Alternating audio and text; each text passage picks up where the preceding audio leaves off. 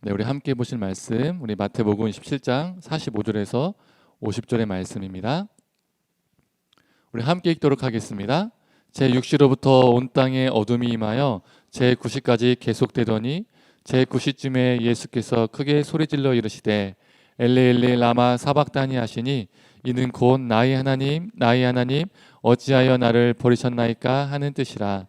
거기 섰던 자 중 어떤 이들이 듣고 이르되 이 사람이 엘리야를 부른다 하고 그 중에 한 사람이 곧 달려가서 해면을 가져다가 신 포도주에 적시어 갈대에 꿰어 마시게 하거늘 그 남은 사람들이 이르되 가만두라 엘리야가 와서 그를 구원하나 보자 하더라.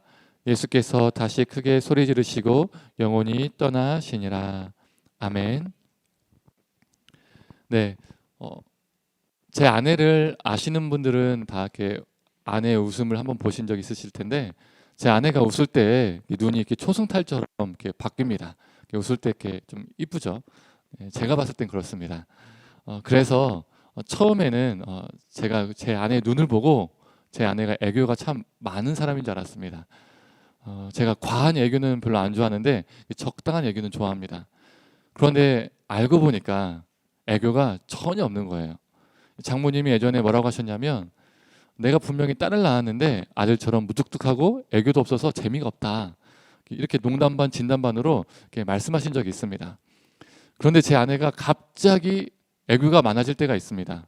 그때가 언제일까요? 애교 점수를 따진다면 애교 점수가 100점을 넘어서서 120점, 130점 될 때가 있어요. 목소리 톤부터가 달라집니다. 여보 하면서 이게 목소리가 달라져요. 언제 갑자기 우리 아내가 이게 목소리가 변할까요? 뭔가 바라는 게 있을 때, 원하는 게 있을 때 갑자기 목소리와 행동이 달라집니다. 그때 저는 상당히 당황합니다. 아내가 평상시의 모습과 전혀 다른 모습을 보여주기 때문에 당황을 합니다. 그러면 저는 제 아내에게 뭘 또 부탁하려고 안 하던 행동을 하냐라고 또 말을 하죠. 그리고 아내는 대부분 원하는 것을 성취합니다. 저희 이야기를 예로 들었지만 우리는 상대방이 평상시 모습과 전혀 다른 모습을 보여주면 당황하거나 심지어 당혹하게 되는 경우가 있습니다. 저 사람 저런 사람이 아닌데 왜 저러지? 이렇게 의아해하면서 이런저런 생각을 하게 될 때가 있죠. 오늘 본문도 비슷한 생각이 드는 내용이 나옵니다. 예수님께서 잡히시고 사내들인 공회에서 신문을 받은 후에 빌라도에게 넘겨졌습니다. 무리들인 빌라도를 향해서 예수님을 십자가에 못 박으라고 외쳤죠. 빌라도는 예수님이 죄 없으시다는 것을 알았지만 자신의 자리를 지키기 위해서 예수님을 채찍질하고 십자가에 못 박히도록 넘겨줍니다. 군병들은 예수님을 희롱했죠. 예수님의 옷을 벗기고 가시관을 머리에 씌우고 유대인 왕이여 평안할지어다라고 조롱했습니다. 예수님께 침을 뱉고 예수님을 때렸습니다. 그리고 예수님을 십자가에 못 박았습니다. 그리고 십자가에 못 박힌 예수님께서 고통 가운데 이렇게 외치셨죠. 엘리 엘리 라마 사박다니. 이 엘리 엘리 라마 사박다니 이 뜻이 무엇입니까? 성경에 나와 있는 것처럼 나의 하나님 나의 하나님 어찌하여 나를 버리셨나이까. 그런데 십자가 위에서 이렇게 말씀하신 이 예수님의 외침은 어떻게 보면 믿음 없어 보이는 외침처럼 들립니다. 하나님을 향한 원망처럼 들리죠. 예루살렘을 향한 그 길도 떠밀려서 가신 것이 아니라 본인이 직접 가셨습니다. 자신이 죽을 것이라는 것을 알고 가셨던 것이죠. 각오하고 본인이 직접 그 십자가의 길을 걸으셨습니다. 십자가에서 버림받을 것을 각오하시고 십자가에 달리셨으면 왜 저런 말씀하시지? 이런 생각이 들면서 의아함이 생깁니다. 또 하나님을 향하여 왜 나를 버리셨냐라고 원망하는 듯한 이 외침은 평상시에 보여주신 우리 예수님의 모습과는 전혀 다른 모습이죠. 겟세마네 기도까지는요 이해가 갑니다. 우리 예수님은요 영육으로 오셨습니다. 그래서 무감각하고 무감정인 존재가 아니었죠. 인간으로 오셨기 때문에 육체와 감정의 고통을 느끼셨고 또한 십자가의 죽음을 통해서 하나님과 단절되는 그 영혼의 고통도 느끼셔야 했기 때문에 많이 아프셨습니다. 그래서 할 수만 있다면 이 잔을 내게서 지나가게 해달라고, 이 고통과 죽음의 잔을 피하게 해달라고 솔직하게 하나님께 기도까지 하셨죠. 그런데 예수님의 그 기도의 마지막 결론이 무엇입니까? 내 뜻이 아니라 하나님의 뜻대로 해주십시오. 아버지의 원대로 되길 원합니다라고 기도했습니다. 그 기도는 하나님의 뜻대로 내가 행하겠나이다 라는 결단과 다짐이었습니다. 본인이 그렇게 기도하고 본인이 그렇게 결단하고 그 십자가의 길을 가셨습니다. 그리고 하나님의 뜻을 이루시기 위해서 또 우리를 죄에서 구원하시기 위해서 십자가에 못 박히셨습니다. 본인이 선택하시고 본인이 자처해서 십자가에 못 박히셨는데 하나님 왜 나를 버리셨냐라고 따지는 것 같아서 좀 당혹스럽습니다. 왜 예수님은 이런 말씀을 하셨을까요? 왜 나를 버리셨냐라고 하나님을 향해서 왜 외치셨을까요? 이 질문을 답하기 전에 우리가 잠시 살펴볼 것이 있습니다. 오늘 본문은 마태복음이죠. 마태복음의 중요한 주제가 무엇일까요? 마태복음에 흐르는 중심 메시지가 있습니다. 그게 뭘까요? 그건 바로 임마누엘입니다. 우리 임마누엘의 뜻이 무엇입니까? 하나님이 우리와 함께 하신다, 함께 계신다라는 뜻이죠. 이 임마누엘이 마태복음에서 정말 중요한 주제입니다. 이 임마누엘이 이 마태복음 전체에 깔려 있거든요. 우리 한번 확인해 볼까요? 마태복음 맨 앞장인 1장 23절의 말씀입니다. 자막으로도 봐주셔도 됩니다. 우리 한번 노란 부분만 읽어보도록 하겠습니다. 그의 이름은 임마누엘이라 하리라 하셨으니 이를 번역한즉 하나님이 우리와 함께 계시다 함이라. 이번에는 우리가 조금 전에는 마태복음의 맨 앞장을 봤다면 마태복음의 맨 마지막 장인 18장 20절을 보도록 하겠습니다. 우리 노란 글씨만 읽어볼까요? 자, 시작. 내가 세상 끝날까지 너희와 항상 함께 있으리라 하시니라. 이 마태복음의 맨 앞장과 마태복음 맨 끝장에 임마누엘의 사상이 깔려 있습니다. 이걸 뭐라고 하죠? 수미상관이라고 하죠. 마태복음은 이 수미상관의 구조를 통해서 임마누엘이라는 이 주제를 강조합니다. 예수님이 이 땅에 태어나심도 임마누엘의 역사이고 예수님이 승천하심도 임마누엘의 역사라는 것이죠. 예수님께서 자신의 백성과 함께 하시기 위해서 이 땅에 오셨고 이제는 자신의 백성과 영원히 함께 하시기 위해서 승천하셨습니다. 또한 성자 하나님이신 예수님이 어떻게 그 공생애 동안 사셨습니까? 제자들과 함께 하셨죠. 함께 그들과 먹고 자고 또 그들을 가르치셨습니다. 그리고 예수님은 병들고 지친 자들을 어떻게 하셨죠? 그들과 함께 하셨습니다. 세리와 재윤과 함께 하셨습니다. 여인들과 아이들과 함께 하셨죠. 이처럼 마태복음은 처음부터 끝까지 임마누엘의 사역에 초점을 둡니다. 마태복음은 예수님께서 자신의 백성들과 함께 하신 사건들의 기록이라 말할 수 있습니다. 그래서 오늘 본문에 나오는 십자가 위에서 이 예수님의 외침도 임마누엘의 관점에서 해석될 수 있다는 것이죠. 엘리 엘리 라마 사박다니 나의 하나님 나의 하나님 어찌하여 나를 버리신나이까. 이렇게 처절하게 부르짖는 이 외침은 역설적이게도 우리가 그만큼 버림받지 않게 되었다는 것을 말해줍니다. 즉 예수님의 이 처절히 버림받으심으로써 우리가 철저히 버림받지 않게 되었다는 것이죠. 우리 예수님의 처절한 부르짖음은 억울함의 호소가 아니라 그 처절한 만큼 우리를 결단코 버리지 않으시며 함께 하시겠다라는 하나님의 외침입니다. 그래서 고려신학대학교 신학학 교수인 권혜생 교수님은 이렇게 말합니다. 한번 잘 들어보세요. 십자가에서 버림받으신 예수님의 목적은 임마누엘이라 할 수 있다. 십자가에서 버림받으신 예수님의 부르짖음이 크면 클수록 버리지 않겠다는 하나님의 약속이 우리에게 크게 들린다. 저는 오늘 말씀을 준비하면서 이 한 문장 엘리 엘리 라마 사막다니 나의 하나님 나의 하나님 어찌하여 나를 버리시나이까 라는 이 구절을 여러 번 읽어보며 묵상하면서 이 말씀이요 저에게 이렇게 다가오더라고요. 나의 하나님 어찌하여 나를 버리셨나이까 라는 이 예수님의 외침이 나의 병우가 어찌하여 내가 너를 버리겠느냐. 내 독생자 아들을 내어주고 산 너를 내가 어찌하여 버리겠느냐. 내가 너와 함께 하겠다. 언제나 어디서나 네가 무엇을 하든지 내가 너와 함께 하겠다라는 하나님의 외침으로 들렸습니다. 성도님들, 우리 예수님의 처절한 이 부르짖음 속에서 철저한 하나님의 은혜, 이 임마누엘의 은혜를 경험하는 저와 성도님들이 되기를 간절히 소망합니다. 그런데 여기서 우리가 또 주목할 게 있습니다. 또 하나가 있습니다.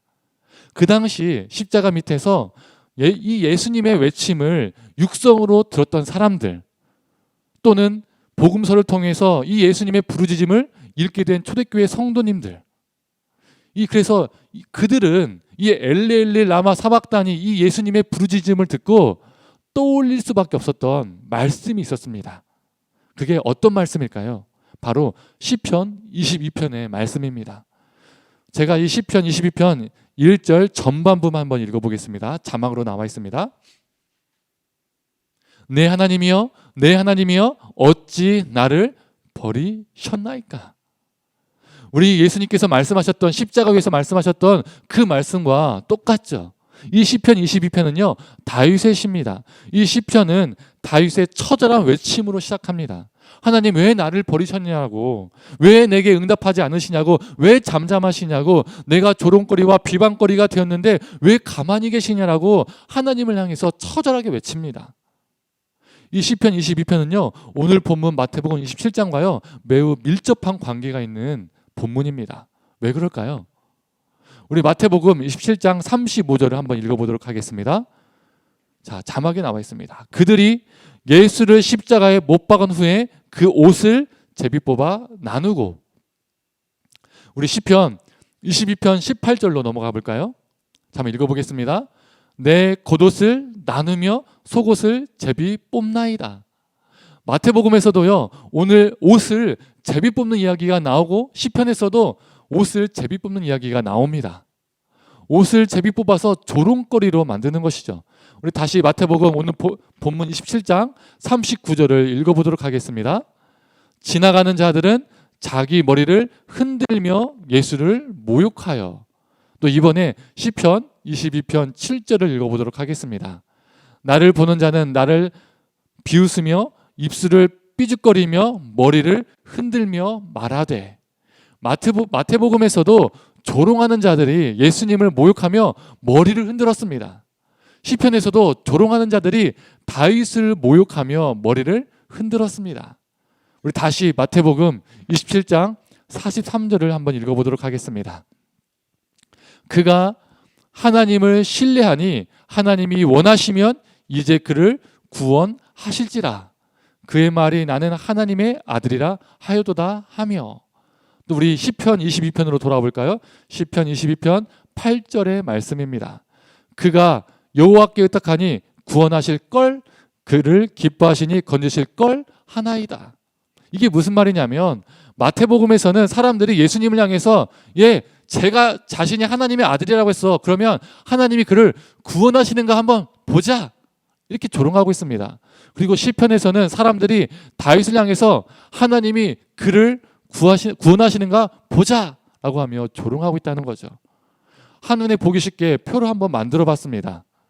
마태복음 27장과 시편 22편이요 이렇게 상응을 합니다. 눈에 한번 딱 들어오시죠? 이처럼 시편 22편의 이 다윗의 시가 다윗의 후손인 예수님을 통해서 다시 재현되고 있는 겁니다. 이루어졌습니다. 그래서 나의 하나님, 나의 하나님 어찌하여 나를 버리셨나까라는 이 예수님의 음성을 직접 들었거나 누구에게 전에 들었거나 그리고 복음서를 통해서 읽게 되었을 때 많은 사람들은 이 시편 22편을 떠올릴 수밖에 없었을 겁니다. 저 예수님의 외침 어디서 많이 들어본 것 같은데? 어디서 많이 읽어본 것 같은데? 아, 맞다. 저 시편 22편에 나오는 다윗의 외침과 정말 똑같구나. 이렇게 생각하면서 시편 22편을 찾아보고 읽어보게 되는 거죠. 그러면서 또 발견하게 되는 겁니다.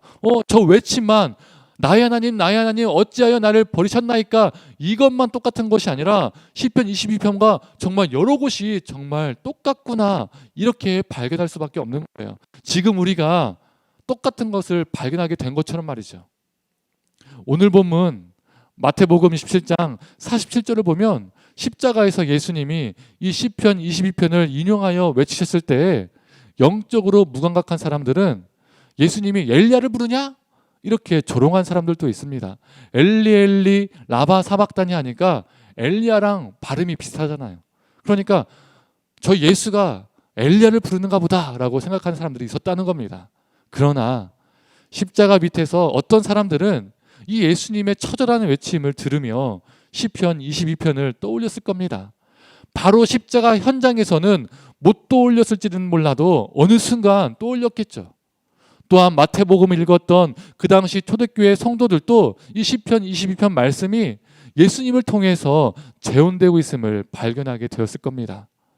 그렇다면 시편 22편이 떠올랐을 때 십자가에서 이 예수님의 외침이 그들에게 어떻게 다가왔을까요? 이 시편 22편 다윗의 시는 왜 나를 버리셨냐라고 처절한 외침으로 시작하지만 하나님을 향한 깊은 신뢰와 찬미로 마무리가 됩니다. 제가 시편 22편 마지막 부분 중에 27절과 28절을 한번 읽어보도록 하겠습니다. 우리 한번 같이 읽어볼까요? 땅의 모든 끝이 여호와를 기억하고 돌아오며 모든 나라의 모든 족속이 주의 앞에 예배하리니 나라는 여호와의 것이요 여호와는 모든 나라의 주제의 심이로다. 우리가 방금 읽어봤던 것처럼 이 시편 22편은요 땅의 모든 끝이 주님께 돌아오며 땅의 모든 족속이 주님께 예배할 것을 말하며 마무리가 됩니다. 그래서 나의 하나님 어찌하여 나를 버리시나이까? 라는 이 예수님의 외침을 들었을 때, 그리고 초대교회 성도들이 읽었을 때 초대교회 성도들은 이 시편 22편을 떠올릴 수밖에 없었을 것이고, 또 이 예수님의 외침이 단순히 믿음 없는 말이 아니라 하나님을 향한 원망이 아니라 하나님을 향한 찬미와 신뢰로 다가왔을 거예요. 예수님의 고난이 죽음에서 끝나는 것이 아니라 예수님께서 십자가의 죽으심으로 땅끝까지 복음이 전파되고 모든 족속이 여호와 하나님께 돌아와서 예배하는 그 역사가 열릴 것이라는 그 기대를, 그 소망을 갖게 되는 것이죠. 봐봐라, 이 시편 22편이 마지막에 모든 족속이 주님께 돌아와서 예배하지 않느냐, 우리 예수님의 이 외침을 통해서 이 역사가 일어날 것이라는 소망을 갖게 되는 것이죠. 아, 예수님께서 엘리 엘리 라마 사막다니 나의 하나님 어찌하여 나를 버리셨습니까? 라는 이 외침이 그냥 하신 말씀이 아니구나, 원망과 불평의 말씀이 아니구나, 이것을 깨달았을 겁니다. 그래서 초대교회 성도들은, 그리고 제자들은 모든 민족이 주님을 예배하는 그날까지 어떻게 했을까요? 예수님의 복음을, 예수님의 생명을 내가 전하며 살아야 되겠다라는 다짐을 했을 겁니다. 그래서 수많은 초대교회 성도들이 실제로 어떻게 살았습니까? 자신의 목숨을 걸고 생명을 걸고 예수 그리스도의 복음을 전하며 살았습니다. 그런데 성도님들, 이 말씀이요, 우리가 조금 전에 읽었던 그 시편 22편의 이 마지막 부분 말씀이요, 어떤 말씀과 비슷합니까? 우리가 이미 읽었던 마태복음 맨 마지막 장 28장 맨 마지막 절들과 비슷합니다. 한번 마태복음 28장 19절에서 20절의 말씀을 함께 읽어보도록 하겠습니다. 그러므로 너희가 가서 모든 민족을 제자로 삼아 아버지와 아들과 성령의 이름으로 세례를 베풀고 내가 너희에게 분부한 모든 것을 가르쳐 지키게 하라. 볼지어다 내가 세상 끝날까지 너희와 항상 함께 있으리라 하시니. 시편 22편과 마태복음 28장은요 같은 것을 꿈꾸며 같은 것을 바라봅니다. 세상 모든 민족이 주님께 돌아오고 주님의 제자가 되며 주님을 예배하는 자들이 되는 것, 이것을 꿈꾸며 이것을 바라봅니다. 그래서 예수님이 나 때문에 십자가 위에서 버림받으셨다는 것을 믿는 자는 예수 그리스도의 복음을 전파하며 살 수밖에 없는 사람들입니다. 그리고 이러한 자들에게 우리 주님은 약속하십니다. 내가 세상 끝날까지 너와 함께 있겠다. 바로 임마누엘의 약속입니다. 성도님들, 우리는 고난주간에 놓여 있습니다. 이 고난주간 동안, 아니 우리의 평생에 우리 예수님이 십자가에 못 박히시고 외쳤던 이 처절한 부르짖음이 나의 하나님 어찌하여 나를 버리셨나이까 라는 이 음성이 우리 심령 가운데 늘 새겨지기를 원합니다. 처절하게 우리를 사랑하셔서 자신은 버림받되 우리를 버리지 않게 하시기 위해서, 우리와 함께 하시기 위해서 임마누엘의 역사를 이루신 우리 주님을 깊이 새기기를 원합니다. 처절히 버림받으심으로써 우리가 그 구원의 은혜를 누리고 있다는 것을, 임마누엘의 은혜를 누리고 있다는 것을 잊지 않고 살아가기를 원합니다. 그리고 우리와 함께 하시는 이 임마누엘의 은혜를 힘입어서 예수 그리스도의 생명, 예수 그리스도의 복음을 일평생 전하며 살아가는 저와 성도님 되기를 간절히 소망합니다. 땅의 모든 족속이 여호와 하나님께 돌아와서 예배하는 그날을 소망하며 오늘도 내일도 우리의 모든 삶의 시간 속에서 예수 그리스도의 복음, 예수 그리스도의 생명을 전하며 살아가는 우리가 되길 원합니다. 이제 말씀을 정리하겠습니다. 성도님들 이 말 잘 아시죠? 달면 삼키고 쓰면 뱉는다는 말이 있습니다. 누군가가 필요할 때는 그 사람에게 잘해주지만 필요 없다고 생각하면 가차없이 버리고 외면하고 심지어 모함과 조롱까지 합니다. 그럴 때 쓰는 말이죠. 바로 예수님도 그걸 경험하셨습니다. 수많은 사람들이 자신의 욕망에 부합하다고 생각했을 때 예수님을 삼켰다가 필요 없다고 생각하니까 예수님을 뱉었습니다. 버렸습니다. 외면했습니다. 십자가에 못 박아 죽여버렸습니다. 그런데 우리가 살아가는 지금의 세상도 여전히 똑같습니다. 2000년이나 지금이나 똑같다는 것이죠.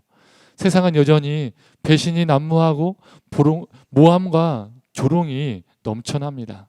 그래서 이 땅에서 거룩하고 진실하게 살아가는 것, 예수 그리스도의 복음을 전하며 살아가는 것, 그 복음에 순종하며 살아가는 것, 예수 그리스도의 고난에 내가 참여하며 그 예수 그리스도의 죽음을 내 삶에 새기며 살아가는 것 쉽지 않을 때가 있습니다.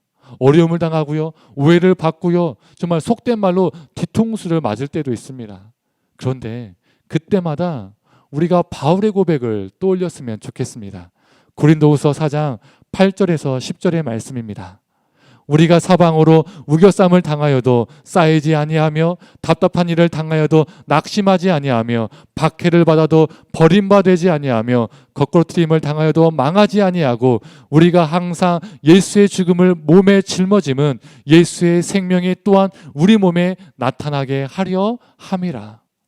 바울은 어느 누구보다 예수님처럼 참 많은 배신을 당하고 모함을 당하며 또 죽을 뻔했던 것을 많이 경험했던 사람이었습니다. 그의 인생은 늘 고난의 연속이었습니다. 그러나 그는 우겨쌈을 당하여도 답답한 일을 당하여도 박해를 받아도 자신은 버림받지 않았다라고 고백합니다. 즉 하나님이 자신과 함께 하신다라고 고백합니다. 바울은 그것을 믿었습니다.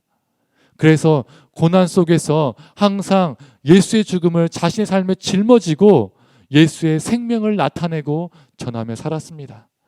성도님들, 우리도 예수님의 이 처절한 십자가의 외침을, 이 죽음을 우리 삶에 짊어지고 예수의 생명이 나타나는 자, 예수의 생명을 전하는 자로 살아가기를 간절히 소망합니다.